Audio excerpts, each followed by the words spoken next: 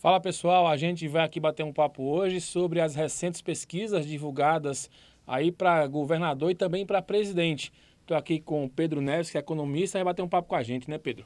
Isso aí, Mário. Vamos comentar um pouquinho todas essas pesquisas que foram feitas durante o início da campanha eleitoral e agora, faltando um pouco mais de 15 dias, fazer uma projeção do que pode acontecer, quais são os cenários mais prováveis até o final da eleição.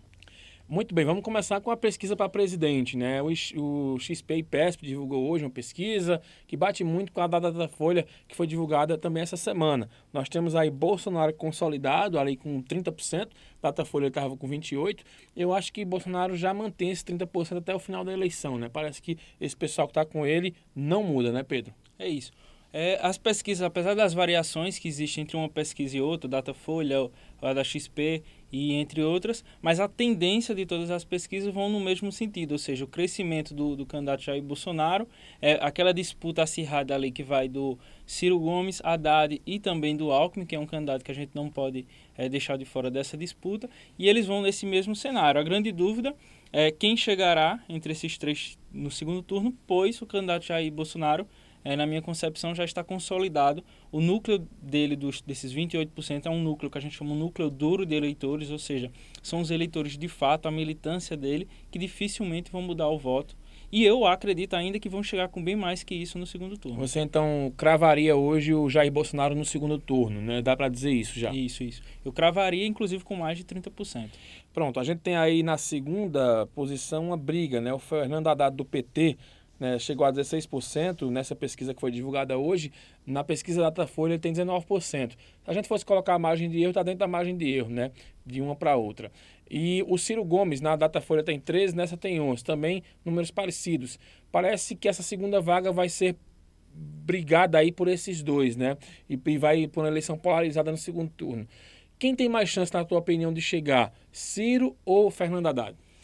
É muito difícil a gente prever esse cenário. E aí eu não quero desperdiçar essa possibilidade que o Alckmin também tem. Apesar que a gente sabe que a tendência de uma polarização entre direita e esquerda, e aí o mais natural é que seria o Jair Bolsonaro e um candidato à esquerda, ou Ciro ou Haddad, há uma possibilidade também do Alckmin entrar. Lembrando que o PSDB conseguiu reunir um centrão e aí está conseguindo agora, ingressou uma nova campanha em cima de se fortalecer em cima de uma direita que também não quer votar nem no Bolsonaro, nem na esquerda tradicional. Então tem essa possibilidade. Mas realmente, como os dois estão mais na frente, o Haddad e o Ciro, eu acho que o Haddad, pela força que o PT tem de dominar a liderança da esquerda, a gente sabe que a esquerda sempre esteve com o PT à frente, liderando no Brasil, então a grande chance, a grande vantagem é o Haddad dominar esse cenário, sem falar que o Ciro tem um histórico e tem umas declarações a cada semana polêmicas que vão desidratando o voto dele e indo em direção ao Haddad. De toda forma, ainda acho muito inseguro entre esses três a gente cravar quem estaria no segundo turno. Agora, quando a gente vai para a estratificação dos números, né, a gente percebe o seguinte, que no Sudeste ainda tem uma rejeição acentuada, digamos assim, ao Jair Bolsonaro. E talvez seja essa a esperança do Alckmin, né, de ir atrás desses votos aí nulos, brancos, indecisos, para de repente ele chegar no segundo turno e tirar essa vaga do Bolsonaro. Tem muita gente que ainda não descarta o Alckmin por causa disso, né, Pedro? Isso. E é bom lembrar que a gestão do PSDB está há muitos anos no governo de São Paulo. 24 anos, e é o principal estado do Brasil e também do Sul-Sudeste, tem uma influência muito grande. Inclusive, se circula nas redes uma possível aliança que o PSDB propôs a outros partidos, como é o caso do Álvaro Dias, que é um candidato que se mantém ali com 4%, 5% e que boa parte do voto dele é do Sul-Sudeste, né, que é o estado dele. Concentra todos os votos dele, se concentra nesse estado. E se essa aliança viesse a ocorrer, é muito possível que todos esses votos do Álvaro Dias migrassem para o Ciro Gomes e aí ele estaria completamente empatado com o Haddad. E aí o cenário fica ainda mais difícil de prever. Agora, parece que daqui para baixo, né, a situação já é outra. A Marina Silva, por exemplo, parece totalmente fora do páreo, porque ela desidratou muito. Né? Em 15 dias ela tinha 16%, hoje está com 6%, 7%, em algumas pesquisas até com 5%. Parece que não vai ser dessa vez que a Marina Silva vai chegar. E o eleitor de Marina, eu não sei se é uma análise que pode fazer, mas a gente percebe o seguinte, com a entrada do Fernando Haddad, parece-me que os eleitores que eram do Alckmin, eles começaram a migrar pró-Bolsonaro. Os eleitores que eram da Marina, pró-Haddad, né? Que na verdade são eleitores do Lula, né? Então, esses que desidrataram mais são os que perdem aí justamente, e a Marina está fora totalmente do quadro. Eu considero a Marina muito fora, principalmente não só pelo cenário agora, mas de toda a desconstrução dos últimos 4 anos que a Marina teve no cenário eleitoral. Essa campanha é muito marcada pelo posicionamento político-ideológico. Eu acho que faz tempo que o Brasil teve isso, talvez a última vez foi em 2002, com o próprio Lula eleito, mas de lá para cá a gente não teve uma campanha tão acirradamente ideológica. E faltou isso na candidata Marina. Ela é de difícil posicionamento, ela fica muito em cima do muro. Tem aquela história que ela desaparece a cada 4 anos e ela não consegue também tirar isso. Justamente, porque a falta de aparecimento dela na mídia é justamente a falta de posicionamento. Quando um candidato não se posiciona sobre um tema difícil, dificilmente a mídia, a imprensa vai fazer uma cobertura em cima dela. E aí ela não conseguiu segurar a sua militância, aquelas pessoas que estavam com ela na última eleição, porque a militância ela quer um posicionamento, quer uma convicção ideológica, e a Marina não teve. O Alckmin, inclusive, mudou recentemente a sua forma de fazer publicidade, justamente querendo se posicionar em cima de um candidato à direita, mas Será que não foi tarde demais? Porque parece-me que essa devia ter sido a pegada do Alckmin desde o começo. Centrou fogo lá em Bolsonaro, os eleitores dele saíram para Bolsonaro e ele, de repente, começou a centrar fogo em Bolsonaro e no PT. Talvez é a estratégia certa, mas no momento errado da campanha. Faltando 15 dias agora, é um suspiro final que o Alckmin dá. Um desespero. Um desespero. Ele deveria ter ido por esse caminho, né, de se posicionar à direita. É uma tendência global. Vários países que já tiveram eleição antes do Brasil, os candidatos à direita estão ganhando. Tanto o Brexit, que foi um movimento que na Inglaterra que surgiu, a eleição do próprio Trump, em outros países também, e aí ele não notou essa tendência, podia ter se posicionado em cima dessa tendência e ter feito uma rivalidade mais competitiva com o Bolsonaro, batendo na esquerda, se essa tivesse sido sua posição anteriormente. Tá certo. Olha, falando ainda na eleição presidencial, neste sábado, Fernando Haddad do PT faz uma carreata aqui em Caruaru. Estarão ele, Paulo Câmara, a Luciana Santos, que é a vice de Paulo Câmara, também a Manuela Dávila e a Frente Popular toda aqui em Caruaru, inclusive com os candidatos a deputados estaduais e federais. Pesquisa Datafolha em Pernambuco, Pedro, chamou a atenção a subida do Armando Monteiro. Subiu 6 pontos, Paulo Câmara subiu 1, né, na margem de erro, 35%, Armando Monteiro 31%. E aí muita gente já enxerga uma onda pró-Armando. Seria o quê? Essa aliança de Paulo com Lula, né, que na mesma chapa tem Jarbas, que se junta com Humberto, uma aliança bem esquisita. Seria isso? O eleitor de Bolsonaro, ele está votando em Bolsonaro lá em cima e está acompanhando esse voto aqui para Armando Monteiro ou não?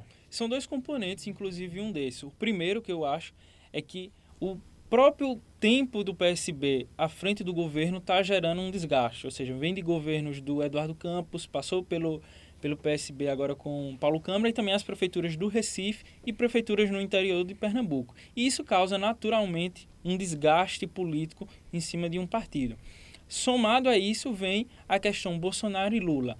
Primeiro que houve um equívoco muito grande de alguns analistas e assessoria política de vários candidatos no Brasil de achar que Lula seria um drive eleitoral. O que é um drive eleitoral? Um grande puxador de votos.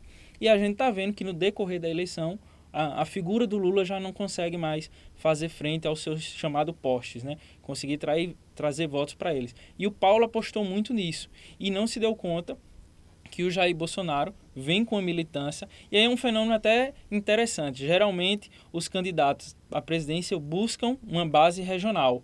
Nessa eleição a gente está vendo o contrário, né? As bases regionais buscando o voto do Jair Bolsonaro para fazer força à sua campanha. O Armando fez isso, ainda conseguiu fazer alianças estratégicas em algumas cidades que são puxadores de voto para ele, que estão com a máquina na mão, como a gente costuma dizer, e está ajudando de certa forma. Então são vários componentes e aí a disputa agora fica muito acirrada, o segundo turno vai ser muito decisivo. E a primeira pesquisa foi essa, que tem a eleição do segundo turno, porque até então Paulo Câmara ganharia a eleição no primeiro turno. A pesquisa para o Senado, Datafolha, a gente percebe também um dado curioso, que o mesmo número de Paulo Câmara também Jarbas tem. Jarbas tem um ponto a mais, tem 36%. Né? O Jarbas que é candidato ao Senado e é o mais conhecido. Na segunda posição houve uma inversão. Mendonça foi para 31% e Humberto para terceiro com 30%, e estão empatados tecnicamente. O curioso, o mesmo número de Mendonça é o número de Armando, ou seja, o eleitor de Armando está votando em Mendonça, mas não está votando em Bruno Araújo. Né, uma coisa curiosa, talvez, sei lá, Jarbas e Mendonça foram governador e vice, não sei se o pessoal está fazendo essa associação. Agora uma coisa é certa, é uma eleição indefinida, essa do Senado, parece que a vaga de Jarbas ela é uma vaga já mais consolidada. Agora essa segunda vaga está em aberto, né, Pedro? E com essa crescente aí do Mendonça Filho, né? O Jarbas é uma figura política já muito conhecida, né? Foi governador, entre outras posições mais recentes, e conseguiu construir um grande eleitorado.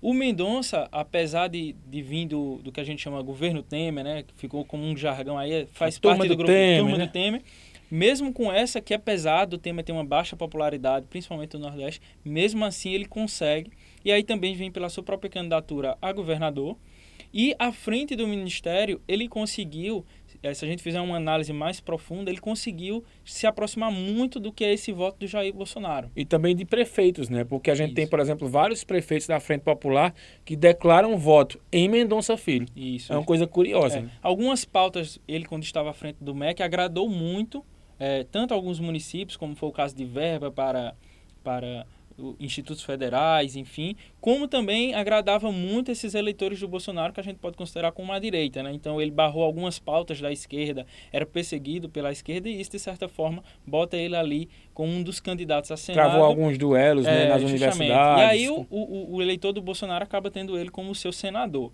Então tem uma força bastante peculiar. O Bruno Araújo, até considerar a campanha dele, de certa forma, muito contida, né? A gente não vê uma certa... volume de campanha, né? Parece que falta volume de campanha. Era um ministro também do governo Temer, mas não soube usar essa influência. Parece que a campanha dele é mais focada na capital, enfim, não conseguiu ascender. E o Humberto volta à tese a mesma do Paulo Câmara, né? A grande força do Humberto seria a carta do Lula, e aí a gente está vendo que a carta do Lula não conseguiu ser eficaz para o seu principal candidato no estado, que é da sigla do Partido dos Trabalhadores, e deveria, como muitos analistas acreditaram, ser o grande influenciador de votos nessa campanha, e a gente está vendo que não foi. Tá certo, a gente volta a conversar aqui, né, Pedro, sobre Isso essa mesmo. reta final das eleições, né? Espero que são 15 dias aí corridos, mas que muita coisa deve ocorrer até o dia 7. Muito bem, com imagens aí do Paulo Roberto Filho, aqui no estúdio da Don Quixote, a gente vai encerrando aqui o nosso bate-papo de hoje e vamos nos encontrar até o dia da eleição, é claro, trazendo todas as novidades para você, as informações das pesquisas, os números e, é claro, no dia da eleição, uma cobertura mega especial do blog para você que acompanha a gente. Valeu, galera, grande abraço para todo mundo.